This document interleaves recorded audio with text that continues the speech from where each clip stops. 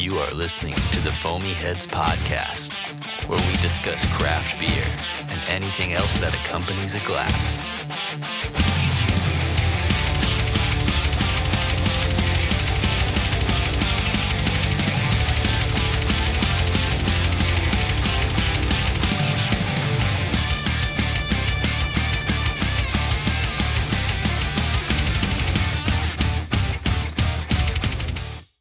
Mitch and Rich back on the mics and another episode of the Foamy Heads. Mitch, we're hanging out in Athens, Georgia today. I'm excited. Drive wasn't bad either. No, it went by really quick. I stopped and picked you up, and then we just kept going. Hit a couple of traffic spots. Of course. It wasn't too bad, but it was worth it.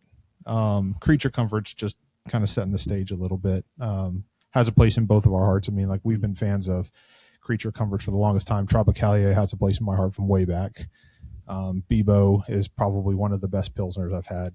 Classic City Lager surprised me last year. Or Yeah. was it 2 years ago? It was, one of the Asa and Michelle at the time talked a lot about it. That's right. Got us, I guess, a case of them, or split a couple for us. One of those. But That's right, because we were doing the episode with Michelle and Asa, and they were sitting in this location. Yeah. I think they were somewhere upstairs. But it's ironic, just to set the stage, because we were talking just a couple of days before these guys reached out to us here, and we were like, man, we really need to get back to Atlanta.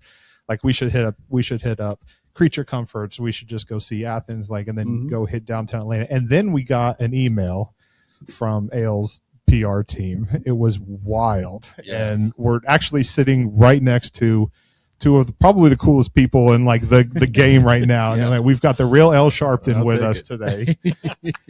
And we've got Blake Tyers from Creature Comforts. Gentlemen, how's it going? Man, even better now, kicking it with my boys, man. We go way back. Yes. I appreciate you. Straight up. It's so man. good to see you. It's great to be here. Yeah. Appreciate you guys coming to see us. Yeah, thanks for hosting us. I mean, again, Creature Comforts is just probably one of the favorite breweries, and to be able to sit at the home base and talk to you guys today about, the knowledge of beer that you guys have, and getting into the special release with the new Piano Keys, and then just in general, having you guys being here with us and we can learn from you guys today. That's what we like to do. We like to know what's in you guys' heads, and we like to get that out.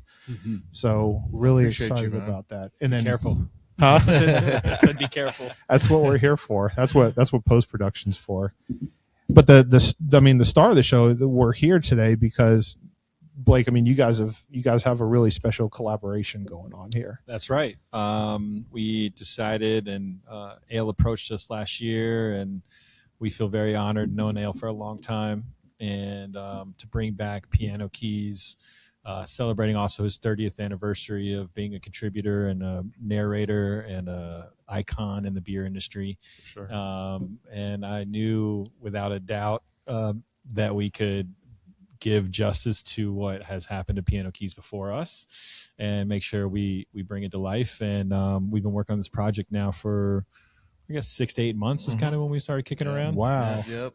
And, R&D, all that good stuff. and here we are today with the release. So can't wait. we're very excited about it. And we've got the cans in here. Typically, normally what we like to do is pour it, take a sip, kind of understand, talk about it, and then I want to get into the history with Piano Keys and the release and the 30 years, which is insane, by the way. To be in this industry and to be a voice for an industry like this for 30 years, pushing those barriers and those boundaries, I appreciate you. is nuts. No, it's real, dog. I mean, they really pushed that narrative of me being 30 years. We had to Fenwick get it out of you. and and my wife, of course, Andrea, and the team. We met up, man. It was really dope. And I approached Adam first, the CEO, and I told him, I put him aside during their anniversary. What number was that one?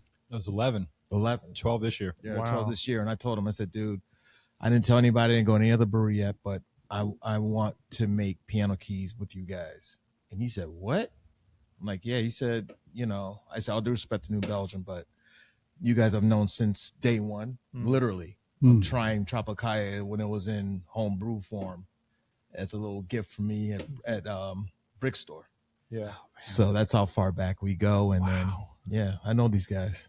So And the completed product is sitting on our table it is. today. It is. It is. All It of you is. guys' hard work has paid off. No, I'm going to get a it's couple really more dope. small glasses so we can drink. Okay, Absolutely. excellent. Should we pop this open right now, Mitch? Yeah, let's Okay. get It'd be into an honor, it. man. And Yeah. and the can, everything. People know me. I'm in the sneakers. I'm into design. I'm into try to do anything cool and have my take on it. And this can is exactly what I thought it was going to be. And look, this is how far we've gone. I actually hand drew it first.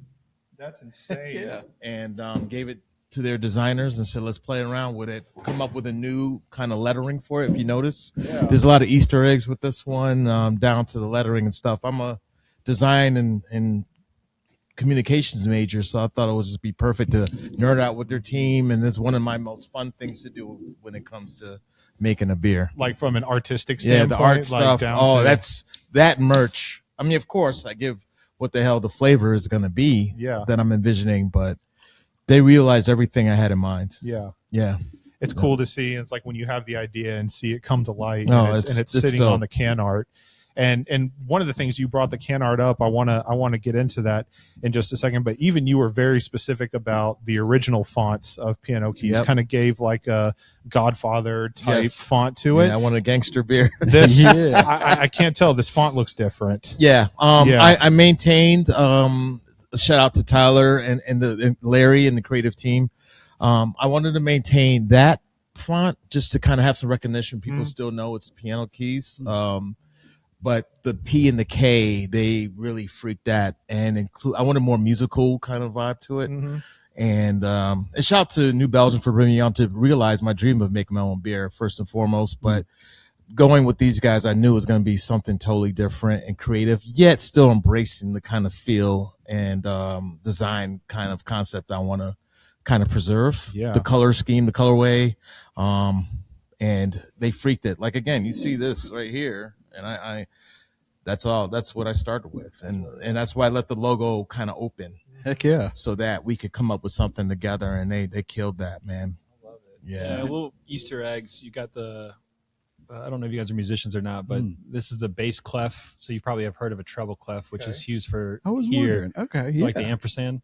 So that's a treble clef. And then if you have read music that's with bass notes, this is the bass clef right here, kind of integrated. And then we've also integrated like the calligraphy from that you would use for like eighth notes in writing music on staff. So And 8's my lucky number. I was born October 8th, and I was already sold. There we go. Heck yeah. yeah, there's other little things too, but we can come back to that, I guess. Yeah. I love it. The attention to detail. My favorite is really glass is good. in there, and I wanted to emphasize the A for ale. Yeah. Like I did with the other one, and they said no problem. So take cool, but this is kind of more a different style of glassware. And now this is my favorite style of glassware. You know, Is that the this isn't quite straight wall, right? That's the Rastal Harmony. Rastal Harmony. Always like that. Hey, You yeah. like that? harmony that. music. Yeah. The music, like everything music related plays into this. I mean, from piano keys to playing on the music aspect, and to the black and white of the like ebony and ivory There you keys, go. and Diversity. to diversity and all that stuff. Like everything comes together Yep.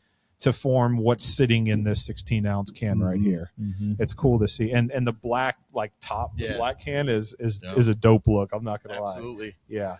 On the nose on this thing, by the way, Yeah. Mitch, there's chocolate. There's I don't know what that is. There's something else in addition to it.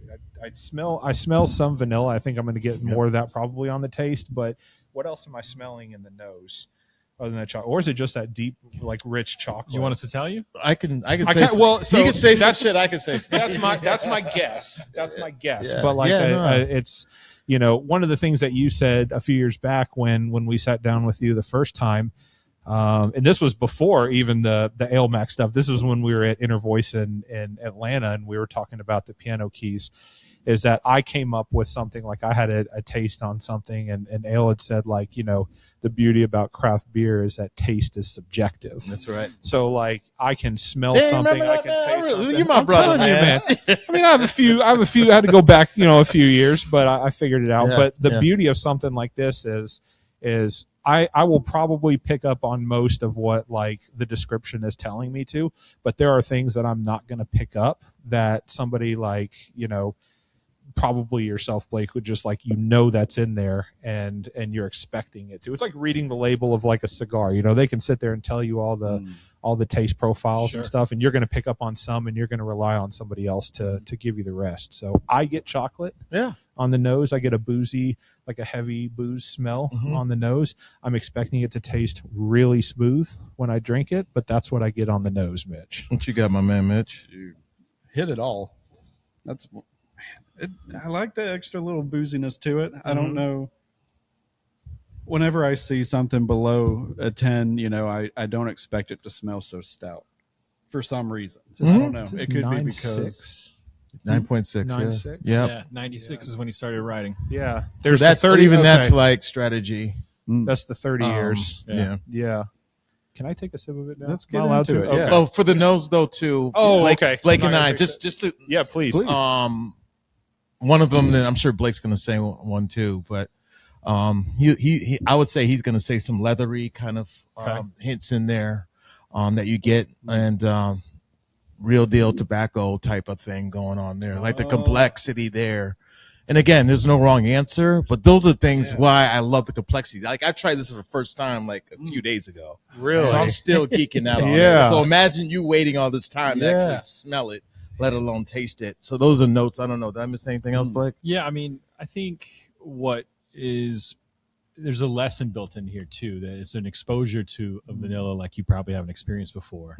And so when we put this together, we try to be really intentional about the ingredients going in our beer. Sure. And so we've been using vanilla in beers now for many, many years, and through that have started to explore the world of vanilla. And like most people, particularly if your experience with vanilla is like a home baker or something, vanilla is vanilla, and it's either like paste or extract on the shelf at the grocery store. We work with a supplier of vanilla that does a great job of a few things that I love. Is number one is supplying us a lot of amazing direct offerings from all over the world, but also he works with the people who actually grow the vanilla so that our money is going back in their pockets. I like that. But I mean, we're talking several different species of vanilla that are available to us. And then beyond the several species, each of those grown in multiple countries. And vanilla is just like a lot of other things that we get out of agriculture, where it's grown is going to change significantly on how it presents in the final product. And the most like analogous thing to that would be kind of like coffee, maybe, where coffee is grown in a certain place, the where it's grown matters, but then also after you pick coffee, how it's treated, how you get the bean out of the fruit, and how you dry that fruit or how you dry that bean, like all the fermentation that happens through that all impacts the flavor that you get out of that. And same thing with vanilla. Vanilla is like a seed pod of a different kind of a specific kind of orchid. So you have these seed pods, and we brought Ale in, and I laid out I think 10 different origins of vanilla beans, and you can see them, you can hold them. Like some of them are small and skinny and dried up and really shriveled, and some of them are just fat and juicy, and all of them have different kind of notes that you get out of either drying in the sun or being more air dried or whatever that climate might be, or what kind of fermentation happens. So we actually have 3 different species from 3 different countries in this beer. And I think what you get out of that is a deeper quality than just like the vanilla you're used to. And you start to pick up on like everything from baking spice notes, which I really attribute to the Cook Islands vanilla we use in this, to Ugandan vanillas in here. And for that, I always get like corner brownie, like Maillard kind of chocolate notes. And then we also use Peruvian Pampano, which is a wild grown vanilla.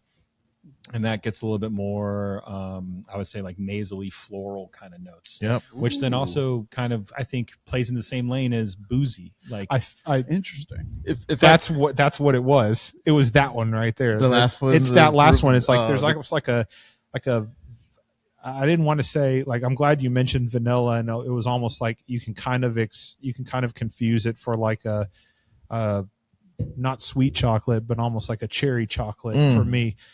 I didn't get when you mentioned vanilla, I was like, no, it's not like when you walk home and your mom's like baking cookies. Like that's really sweet. Yep. Like it wasn't that. It wasn't sugary sweet. It was exactly what you described at the end. That is typically Madagascar vanilla extract. Okay. And so that's a specific kind of vanilla, and that is like that classic kind of like sweet vanilla with like a floral component to it. Okay. And we use that sometimes because certainly that hits with people with vanilla. But in a beer like this, it's like, look, dude, let's get deep with it because it offers complexity. It will evolve not only in the glass but in the can for a while, and it helps really connect the dots between what you get out of cocoa nibs and also your base malts, and it kind of really bridges this really full vanilla experience. If I could say real quick, the Piano Keys before this, we had a sit down, and they asked me what was I envisioning for the way this would taste and smell. Yeah.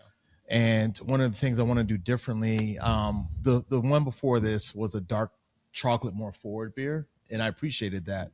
But I wanted the vanilla to have a little more of a spotlight.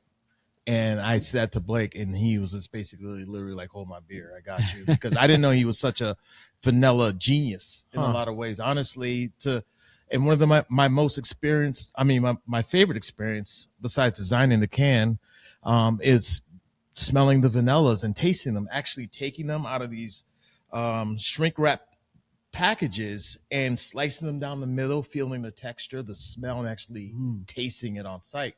And they had 10 of them. And I picked 3 that were my favorites, and it was the same 3. What went into that determination, though? A little bit of the flavor, the aroma, and then I'll ask more questions after that, like how is this going to maintain, and how much is this going to affect the nose? And he was breaking down every one, but we picked the exact same 3, which was crazy. Yeah, they're just like vanilla is distinct. I mean, like you have, we talked about Pompano. There's Tahitianus, which is another species, and there's what's the other one? The one that's the Plantfolia. So all of these like change the shape and size, and if you smell them, like some of them are more leathery, some of them are more tobacco, like Ale's talking about. Some of them are like real rich on the baking spices, and so you get this range, and it's like, all right, let's build a little, spice blend here, and figure out what we want to put into this beer. And we could talk more. I know y'all been very patient with trying the beer, but we didn't even talk about the chocolate. But that's like.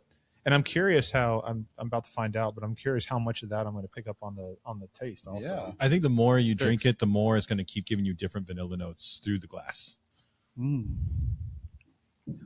Like I imagine if you smell that in 10 minutes, you'll have a different aroma experience. You think so? Absolutely. Yeah. As it warms up, it's going to change like kind of how it hits your nose, what you get used to. Yeah.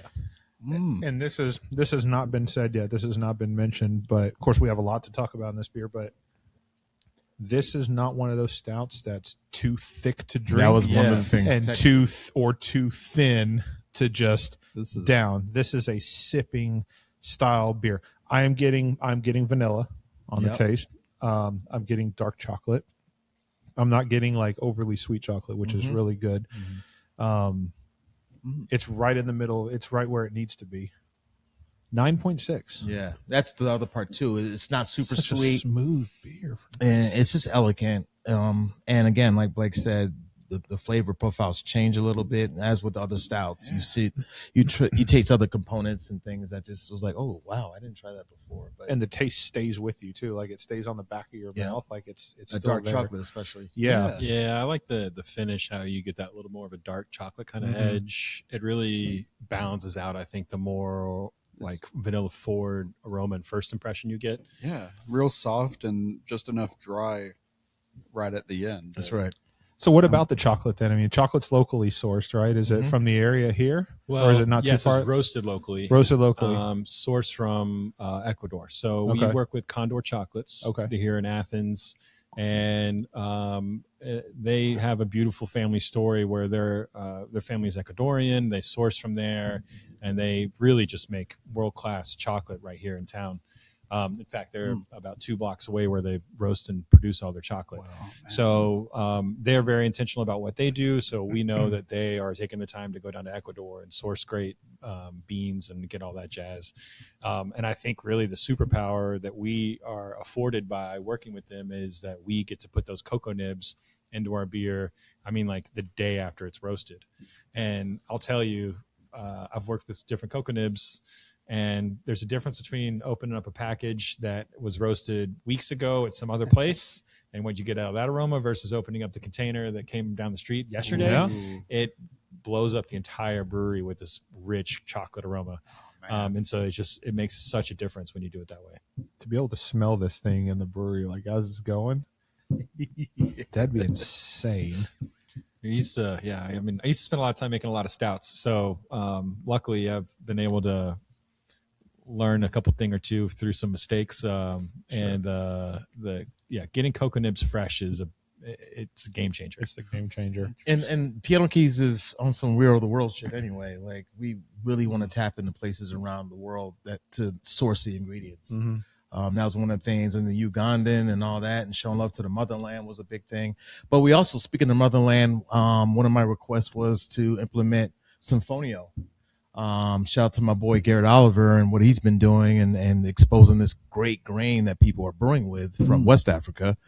And Blake said no problem. Like, he was checking all the boxes of things that I was kindly asking for, but really would love to have a part of the beer and make sure it wouldn't affect any of the recipe and all that. But he, the genius that he is, implemented everything I wanted.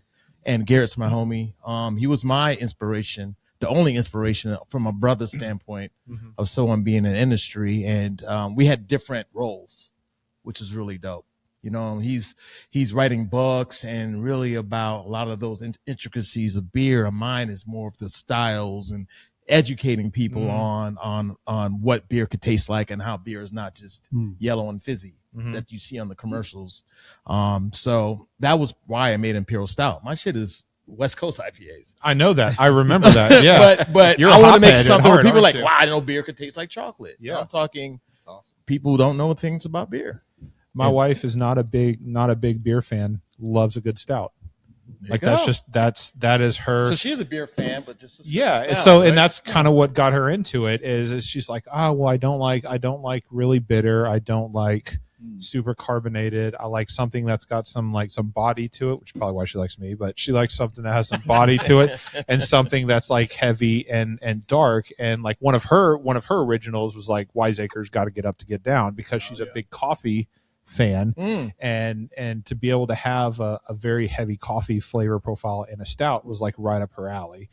So and that actually leads into one of the questions that I had, Ale, for you is, over the course of like your 30 years in the industry, like Piano Keys has not been this, like, it hasn't been a constant recipe. Like it changes as it goes. Absolutely. What about this release is kind of like for you the sticking point? Because I will tell you right now, like, I remember what the Piano Keys tasted like from a few years back. All of the ones I had have been good. This tastes different from the original one I had. This one is a little bit heavier. I get a little bit more chocolate. I get a little, it's smoother than I remember. The other one had more, it was, I think if I recall, it was a little bit more on the vanilla and less on the chocolate. So I like the balance that you've been doing throughout like the industry. But like, what about this one that sticks out compared to the first few batches that you made or that you envisioned? They landed, New Belgium did what they did, and they did a great job. And they made small changes. I would say I need more roastiness, or I want a little less of this. But I knew that I just needed I wanted a different take. And his stouts are phenomenal. They are. Yeah. And think about it. Me put my name out there on something I worked 30 years hard for. Yeah. I got to pick the right people. But it's not just the people, it's what they do and how they treat from their employees to the reactions of people who've worked there for a long time, and how they're into community. There are a lot of other things besides, because we know a lot of breweries that make great beer, but who knows how they handle the society and community and really what they give a shit about. And so all those things, it just looked like a win-win situation. They help, especially people in terms of equity, racially too. They looked out for a lot of my homies. I saw that with Our Culture and others who they work with, and Fenwick. And I just see that they're not about the BS just to do it for show. They're really about it. So it was like, I got to pick them first. And I didn't have to go anywhere else. But to answer your question with this one is just, I wanted a little more vanilla. I wanted a little more balance, something different. The texture's perfect. And I just think about waiting for that long time to see if this beer is going to be it. But his confidence Man. I wasn't worried about You didn't that. have to I was worry- more you didn't worried have to about worry how about the it at all. can would look like. Yeah. Because I know the beer is going to be fire. Because Right. we did a walk after we talked seriously about it. He said, "Here's one of the stouts. It's going to be kind of close to." I said, "If it's anywhere close to that, I'll be okay." Okay. But now this one is everything I wanted. What does the Fonio possibly change flavor wise? Fonio, we didn't. I wouldn't say we used enough to in this. Like, I always use like music analogies with beer. Like this is not the execution wise, but as far as like the volume is like a heavy metal landscape, right? Like there's a lot of very loud flavors, right? So then you have a lot of flavors that are competing at this louder level. And Fonio in this particular beer is not meant to compete with those big vanilla and chocolate flavors. But what Fonio does bring, and so we did another beer about a year ago with our friends Our Culture, and we highlighted Fonio from a flavor point of view. And in that regard, we did a lager, like get everything else out of the way, let the Fonio do the talking for flavor. So Fonio in that world brings like this interesting kind of like white grape, floral, like light kind of white wine kind of flavor. It's really interesting. And in the stout, where it can offer a lot of ability is to bring, it's a high protein grain. It's not what we're used to, but other high protein grains we talk about are like wheat and oats. And I'm sure you guys have talked a lot about wheat and oats, and you talk about how they bring body. And so high protein grains bring body. They bring like, it depends on how much you use, but they can bring foam stability. They can bring texture, things like that, which that actually makes a lot of sense to put into a stout. Right. So I think Fonio has a role in a stout in that regard. I don't think you should use like, for example, in that lager, I think we used close to 20% of the grist was Fonio to make that flavor pop. I would not suggest you do that for a stout. I don't think that's what stouts are meant to taste like. Right. I guess you could do an interesting export stout, which is like the Caribbean style stout. But in this regard, I think it can bring texture and be a really nice touch to a way like where you have a nice mouthfeel. And It's meant to be it's meant to complement the big flavors in the beer. It's a supporting it role. supports Yeah. This is a special beer. This is solid. No, I really appreciate Every it. sip is evolving as I don't know. I was thinking how tasting you new kept things. like, okay, Yeah. and then like other flavors start to get pronounced. But It's I really, awesome. Mitch and I are very different beer drinkers in a sense that like I like to get right into it. You might have seen Mitch a few minutes ago. He was going like this. Yeah. Like he was warming the beer up. Like for me, a beer is good at any temperature. Like I'll drink an IPA cold. I also agree. I'll try not to drink. That's fair. There's no such thing as a bad beer at any temperature. But Mitch is very particular about like where he drinks his styles of beers. Like if he's drinking an IPA, it needs to be really, really cold. If he's drinking a stout, you'll see him go like this, like he's warming it up. But he didn't do that initially. He was taking sips, and then he started going like this. Because I can guarantee you, Mitch is probably trying to figure out in his head right now what it tastes like now compared to what it tasted like 10 minutes ago, which is something that you mentioned at the beginning when we hit record. Like, I agree. I think this is going to be a better beer warmer. Like this is a red wine style of beer. If you think about that, like you don't want to drink a red wine super tight and cold either. This is still good for sure. I'm very happy with how it came out, but I think as it evolves in your glass, you have a lot of things like the beer opens up, the flavor opens up. I also find that if you let the beer warm up in the can a little bit before you open it, then actually the bubbles integrate differently into the beer, and it will have kind of foamier, softer texture. So you can play around with that. You're drinking at home, talk that shit, Blake. I did enjoy the foamy head that we did get. It was caramel in color, and it wasn't like a huge head on it, but the color on this thing is awesome. Yeah. And I should be clear, man. Ale's been really nice and say, like, I do not work in a box. Like, I have an amazing group and team of people that I work with. Which I enjoyed working with those, though. And they, like, from design to brewing, like, everyone, like, I did not brew this beer. I don't really brew anymore. I tell these guys I'm like a coach, like, I used to brew all the time, and now, someone else is the quarterback, and I help support them and push our team, and we try to learn every step of the way. So we pass down the knowledge of vanilla or whatever it may be. But we have a really incredible brewing team and quality team, and everyone involved that really makes sure this beer tastes great. So I certainly I can't take all the credit at all. It's a big team effort. So what's that collaboration look like then? Because we've never been part of like a collaborate, I've never been on the inside of a beer. So like if you're taking if you're taking like an image, so somebody like Ale who's been in the industry for 30 years or whatever, and like this guy has been an advocate for change, pushing envelope, pushing the boundaries and something like that. And then you've got a brewery like Creature Comforts that's just like, we don't brew 3 beers, and we're always looking at pushing the boundaries of what's next. So like when two people like you guys come together, like there's compromise, there's ideas and stuff like that. But what does a collaboration look like of this scale? What was the first meeting like when you guys were like, okay, what are we going to do? And then how did it end up to where it is today? It's a loaded question. It's a lot to unpack in there. I'm very curious. It's a real one. I'll set him up, but I picked Creature also because of the proximity. I could geek out a little bit more, drive up if I have to, hour and a half away from Atlanta. Atlanta's not far. And we could go over design and merch. And like, again, those were the things. I wasn't worried about the quality of the beer. It was more about how it was presented.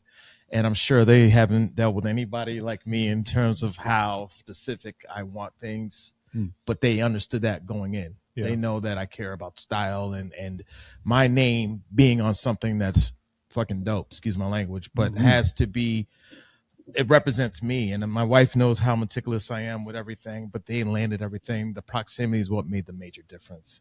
But down to the glassware, I mean, even there, I gave a little pour. I just tried a little bit over at the Porter with my boy EJ, the owner, and he poured it right up to the peas. He said, "I'm gonna split the pea." Heck yeah! Oh yeah. I was like, okay, I'd even like original shit will gangster just right pop there. up. Yeah, but like the piano, they're fucking with it, but the piano turning black when you pour it in. Yeah, the keys turn black. That was something that had to stay. But the splitting the pea is crazy. So and it happens where the head hits right there. Where it's like you're splitting the pea, but more about the collaboration thing. So you knew the terms and conditions going in. It was like, I've known Ale for a long time. This is what it's going to be like when you signed up, right? Yeah, and I got to taste the first round like back in the day, and then more recently we tried it again. But I remember this beer. I'm like, so it's like, okay, I have a good idea what the concept is, and at that point in time, I'm just there to interview. I'm asking a lot of questions. Okay. So it's like, okay, because what I'm trying to do is download, his vision and make sure that I understand everything he's talking about of what it needs to be like, what he envisions it for to taste like, what to feel like, all that stuff. And so a lot of it is that first meeting is exploring like, what are you trying to accomplish with this? Both from a actual liquid level, like what does the beer taste like, to what kind of scope and reach do you want the brand to have, and what do you want it to look like, and what kind of events do we want to be doing, and all that jazz, like, because it's not just one thing, it's everything, right? So that first meeting is me asking a lot of questions where I'm like, and then it's repeating it back is the way where we can make sure we're aligned. Like, here's what I'm hearing from you. Like, this is important. We wanted this. This is how we want the beer to taste. And then I'm like, all right, well, here's where I think I can add value here. Like, let me show you my vanilla world. Like, Yeah. And I've got a chocolate guy. Let's go meet him. And so like we went over to Condor. So dope. We have documentation of that. You know what I mean? Of us walking into Condor for the first time and smelling stuff and tasting different chocolates. And I'm a writer, journalist. So kicking it with the PR, Rob, who was actually the one who helped out with getting the word out and and he asked me for my list of people who have to get this press release. So that's why I said, I got to mess with you guys. Yeah. You know what I mean? You guys are real. You really care about the industry, and I always have great experiences with you. So you were on that list. Appreciate that. And he's just like, and we're coming up with that. I'm like, wow, I'm actually making a press release for myself. Yeah. You know what I mean? I'm always You're writing it without writing it, right? I get pitched all the time. Now I'm doing one on my own. Yeah. So that was a fun process. And Fenwick looked over at the end of the day, and me and him are actually chilling, having a beer, and I wanted to make sure too that Blake was gonna be a part of it in that way. Yeah. I don't want it to just be all about me, and they know that, because I was even like, I don't need to do no 30th thing, and then they were looking like, the hell you don't. What are you talking about? So it worked out, man. It's been a dope ass process. So. It's interesting to see the 30 years come together, like right at the time when like Creature Comforts and Piano Keys is coming home to, I'll call it Greater Atlanta, because I mean, let's call it what it is. Like Athens is a stone's throw away from Atlanta, and just to be able to have it at the home base, at Creature Comforts, A lot of my fans of exactly. Piano Keys they're like, when can I get it? That's part of the reason I was like, okay, it's time to rock and roll. Right. I just keep getting asked about it, and I appreciate those people being loyal to the brand and just like old school, young school, like in between. They love the beer and they're not beer drinkers. So the mission is accomplished here. This is one of those beers that doesn't necessarily play to just one demographic either. That's right. I mean, it's That's intentionally. yeah, Mhm. it's the original beer drinkers can appreciate the complexity that goes into something like this. The new beer drinkers that may not necessarily like, they may look at a beer and be like, oh, it's what'd you call it, yellow, and it's basically just like it's just hay colored. It's just it's a beer. Like it appeals to them. It appeals to the people that may not drink beer, but like a good chocolate, like good vanilla. Like it appeals to everybody, which plays well into the whole like diversity thing that you're trying to do with Piano Keys. Because it's not always been just about like, I just want to make a good beer. Like that's what you didn't start out in this industry 30 years ago just to make a good beer. Right. Like you saw there was a need for inclusion somewhere, right? And there was an underserved market. So rather than catering to just that market, how can you bring those markets together and bring everybody up? What is it that you say? You say a rising tide raises all ships or something like that. Like it makes sense. You bring one group up and everybody comes up together. And it's happening, especially Atlanta is a perfect example of that. Yeah. It is the most culturally diverse beer city for making beer, and people of all races come together, and women. Women is a big pronounced situation in Atlanta right now, especially. Jen Price is one of the people doing her thing. The Beery Godmother is killing it and actually did a couple of collabs. Stephanie Grant. Like it's on and going, man. Like, and we have people in that position doing Jen it right. Blair, Master Sister. That's right. We got Brew Together, Andre running Brew Together, which is something, with beer and farmers. Yeah, so it's really dope. Yeah, I live in Atlanta now, and it's the beer scene there keeps me fresh on beer. Facts. Like, I love seeing the new people coming into the scene and being able to drink beer with them. It reminds me of why I started to love beer in the first place. It's easy to be a jaded old brewer at some point, and I'm really grateful for the community that's there and what I keep getting shown on a regular basis, and how I can turn. Like, I mean, when I first got into making beer, it was very like, it's honestly a selfish endeavor. Like, I want to make great beer to prove to myself that I can make this thing. And then over time, I realized that, I've been given an opportunity to be able to create these brands and work with great people like Ale and others to raise up different voices, to point to different agricultural, foodways, to help our community, which is such a big part of what Creature is now. And that now, to me, is the most rewarding part of work. Like, it used to be if someone drank a beer and said it was great, but now it's really about our impact we get to have on the community. It's just, that's what makes it all worth doing it every day. It's great. Man. Atlanta sounds awesome. In dope. Nashville, we've just had several closures of breweries and such, and I'm curious about like any new younger folks getting into the scene, what their experience is up there. But I've known Atlanta's been growing in the beer scene. I only know of like a couple places that have kind of come and gone after, I guess, weird as to say, 5 years going by. But I have an optimistic outlook on it. Like, I know we've seen closures in Atlanta, we've seen closures everywhere in the country, but also we should, I think, recognize a couple of things. Number one is what we saw the previous 10 years to all this is unprecedented and will never happen again. Okay. Like, little things that people don't realize is like the Small Business Loan Association for the national government, the lowest default rate of any business in the country was a small brewery. Whoa. Like, that gives you an idea. It's of a like wild statistic. where we were in a growth time and period was like, it was the gold rush. It will never happen again, but that's okay. Now what we have is a more mature, developing industry. It's going to breed competition. It's going to breed people to figure out their own voice. It's going to breed the excellence, but also the great beer's not going anywhere. Like, I think it's cyclical, when people want to drink. But it's like, if a few restaurants close, we don't say the restaurant industry is going away.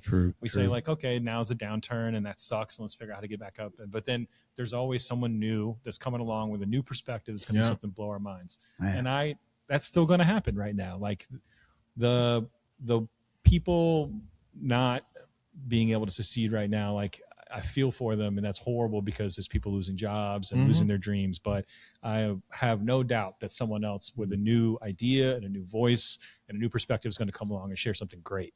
And that's an optimistic thing to see in this time that's a little bit more challenging. But, you know, beer's been around as long as humans have. It's true. And it's facts. Palates are getting a little more sophisticated too.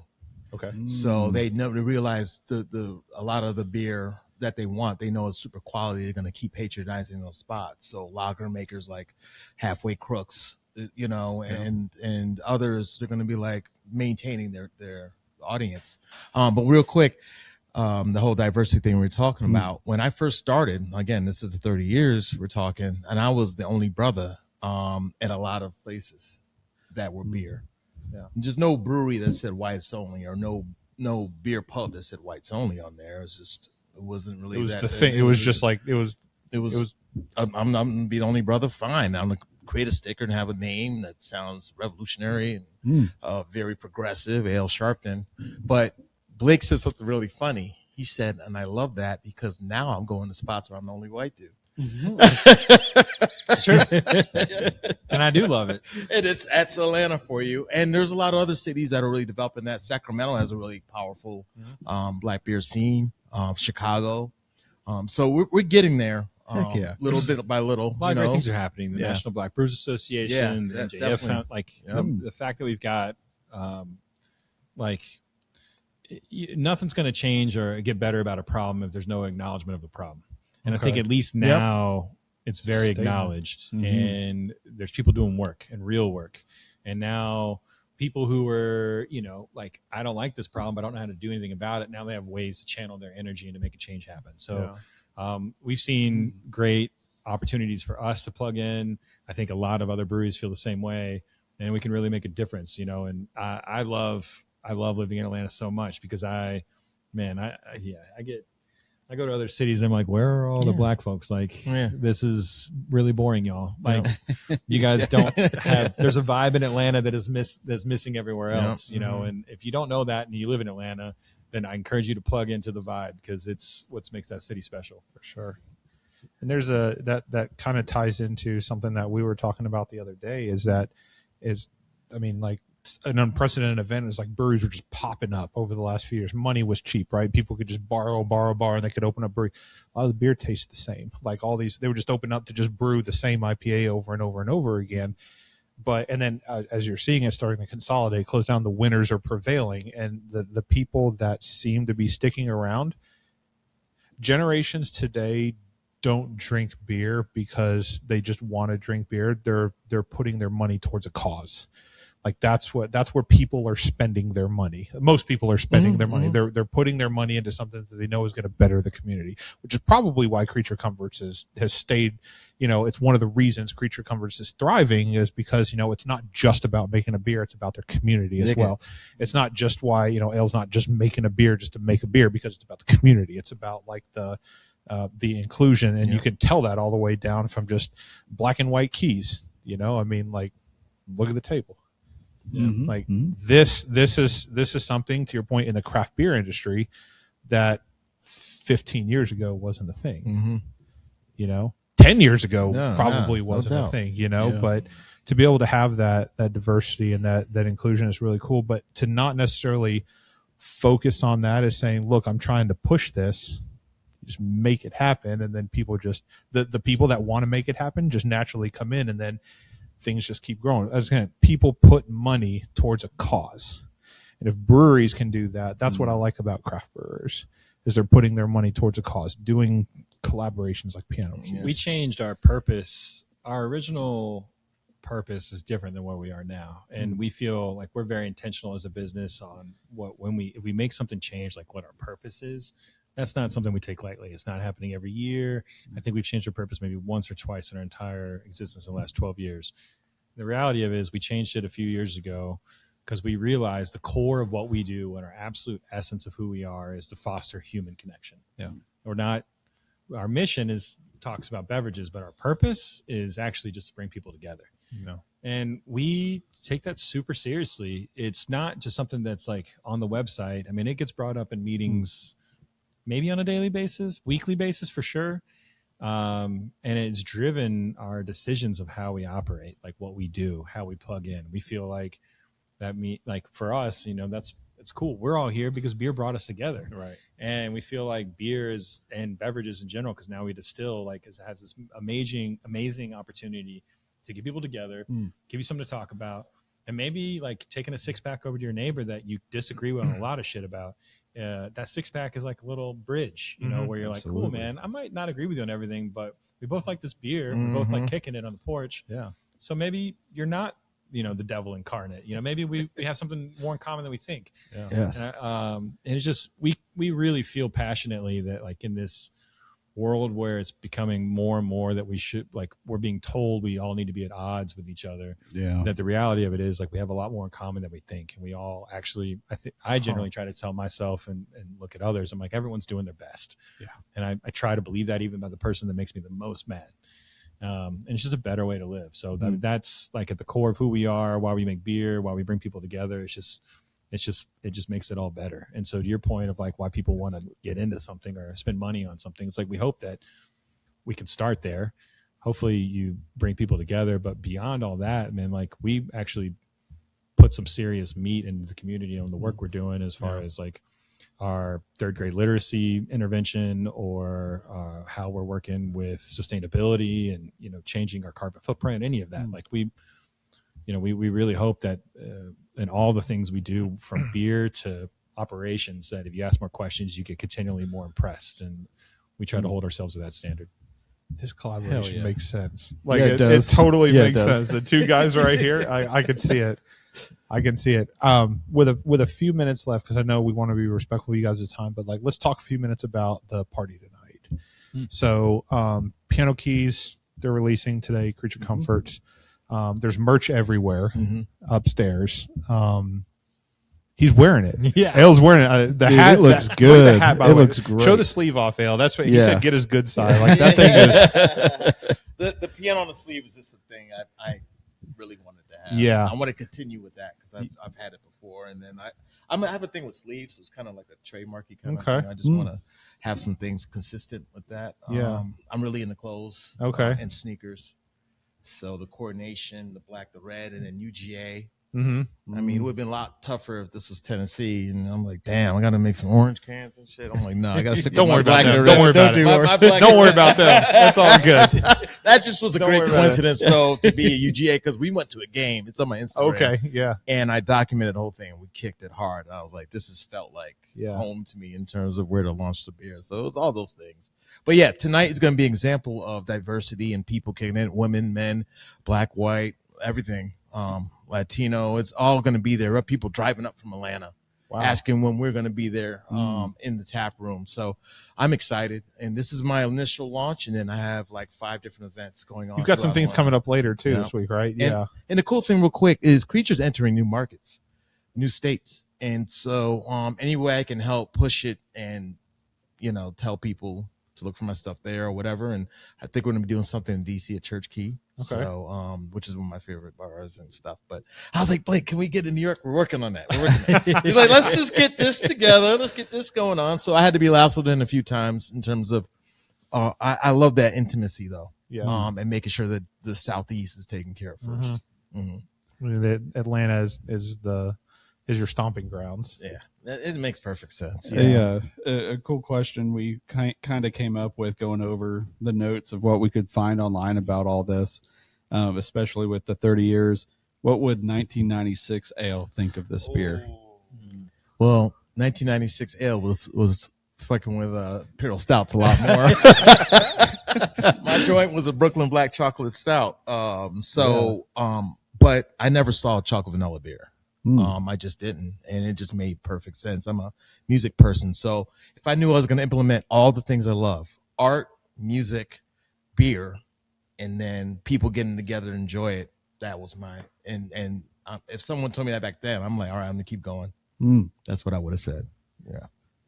Hell yeah. That was a good answer, actually. Very good. We didn't know what was going to come out of that Put me on one. the spot, man. I freestyle all day, baby. I love it. A few minutes about the events coming up this week. Yeah, so we're doing something at Brick Store. I can't wait. They already got me on a chalkboard Okay. with Creature, saying Yep. Ale and Creature, and Like that. because Creature gets down with Brick Store way back, and I wrote an article on them on I think it was their 10th anniversary, Okay. and that was a big thing. So yeah, that's gonna be dope. And then we're going to Hop City. We're gonna be having some limited edition merch there, and we're gonna be pouring it there. That's my office. I always have my meetings at Hop City. Okay. Shout out to Craig and the whole staff over there. And it's in a food hall, so it just is somewhere where people want to go eat. You go get and we'll go back and talk. So I'm there pretty often. I'm like Norm there. Well, there's a couple Norms there. I'm more like Cliff. And then we have the big one. Well, they're all big, but the 23rd is going to be crazy. I'm doing another event at Argosy, by the way. My parents' basement is doing tapping. I'm going to show up for them. The porter is making a wonderful dessert. What's the dessert? The affogato. Affogato. It's like a beer riff on an I affogato. have pictures on Classically, him. Yeah, an EJ, affogato would be yeah. espresso on gelato. So Yeah. instead of doing espresso, they're doing the beer. Yeah. Yeah. Nice. And then Terminal West is going to be sick. Yeah. Um, Next Monday, the That's the 23rd. birthday party. Yeah. We're throwing the 30th birthday party for Ale Sharpton. At a music Yeah. venue, one of the best concert venues in We the got city. DJ. That's I have I love you. DJ Ross Ruth, who Yeah. used to be Tribe Called Quest DJ, Mm-hmm. especially Fife's manager. I'll do respect to Fife, but we go way back since our beats and lyrics and stuff like that. So Ross Ruth's doing the whole thing, and that's 3 hours of amazing experience. I might say something real quick, but we're gonna do a toast, and I have food by my sister, who's a renowned chef throughout the nation and great entrepreneur, but she put things aside to have her team do something. Dishful Thinking is going to be doing our stuff. So everything's culinary in my family. My family goes back generations of being chefs. And so my nephew is the youngest chef ever at State Farm Arena with the Hawks play. He's the youngest sous chef they've ever had at 18, and he's murdering it. So they got an executive, incredible. So we're all going to be there, and it's going to be all the people just having a good time and toasting off to me. And again, they pushed this on me, and I just had to happily accept. I had no choice. And but after noticing it's 30 years, man, and being with good people like yourselves and spending time to promote what I do, along with these great people at Creature, I'm very happy, and I appreciate you, Dude, we're honored to be here. Thank you. no doubt, man. Definitely, Y'all good people, for man. sure. Beer brings good people together. And there's definitely people back home that are waiting for that Piano Keys Stout when we get back. Dude. So Yes. we'll be There'll be a little bit showing up in Tennessee. Sweet. See, really Mhm. Yep. Heck yeah. Kicking the door, waving the 4-4. Hey, all right. Dude. That was a good beer, Mitch. That was. There's more in this can. Yeah. Yeah, Come okay. on, guys. Come on. Yeah, And the temperature's we'll do it. probably just right. Mitch is exactly where it needs to be. So I think the plan, at least for right now, so we're staying around for the better part of the next. Oh, you few better, hours dude. to It's kind of gonna be hang out. crazy. Yeah, we're doing a staff happy hour tap out with ale. Yeah, I have a We piano. told our Oh, folks, sorry. let's go. We told our folks we could cut out of work early and come drink some beer. Yeah. Yeah, so that's Good right for after you. this, and then I have a playlist too. They're gonna rock. It has a lot of different stuff That's in there that awesome. maybe the tap room hasn't heard before, but it's very family friendly. I make sure the Outcast is the clean version. And it's But we have a lot of. I'm a jazz head though, honestly. hell yeah. So Ahmad Jamal, and McCoy Tyner, and people like that, and we nerd out on That that. actually brought us together too. We talk about music a lot. Yeah, Yeah. We'll spin some vinyl, maybe kick it at a spot. And, you know, And it's a cool, comfy spot up there too, man. I mean, like we're hanging out in the cocktail bar area downstairs right now, but like the main brewery upstairs, like such a dope spot. Thanks. Our team upstairs, they're killer. They continually reinvent that space, make the most of it, see how people are, loving it or are asking for something new, and they adjust. And Yeah. it's really shout out to that our taste, our front of house team. They're incredible. And please keep facts. doing. That's the homies. And please keep doing this because this is you guys are the reasons why we do what we do is because we like to get the information of this kind of like stuff out into the world, because there's people in areas of Nashville that have no idea, what kind of beer is out there. Yeah, and there's so- something that they could enjoy, but they just don't know For us exists. to kind of like, see our different avenues we play in. So we have the core brands that we make all the time, and then we have our limited release programs called our Curious Collection. Yep. So this is part of our Curious Collection, as well as this Dark Mild that's on the table. But if you go up in our tasting room, you'll see stuff that you're familiar with, and you'll see other stuff that's part of our Curious Collection that you don't know about. So Okay. and in that program, we'll release around, averaging 4 different beers a month. So it's almost a new beer every week. Wow. And we do everything, like from Dark Mild to Imperial Stout with chocolate and vanilla. So It's a wild swing. well, we pride ourselves into, like, we've got some of our most senior people working hard from the production side of things on making these different styles, and they do a killer job. Hell yeah. Great job, by the way. Thank you. This is great, by Yeah. the way. I'm going to cheers to you, Mitch. I'm going to cheers to these guys. Cheers to 30 more years. 30 more years. I gotta get a little. right. I can't choose on an empty beer. Don't And I'm gonna cheers use on the an empty same. beer. I'm gonna say the same thing. I started when I was 5, so you know what I mean. Naturally. I wrote my articles in crayon. You know what I'm saying? Hell yeah. Cheers, gentlemen. Thank you very much. Word up, Cheers. man. Hey, to more beer. Temperature's hitting right now, bro. That's where That yeah. chocolate's coming That's in where- more now. yeah. That's brownie now. Yeah. It's brownie now.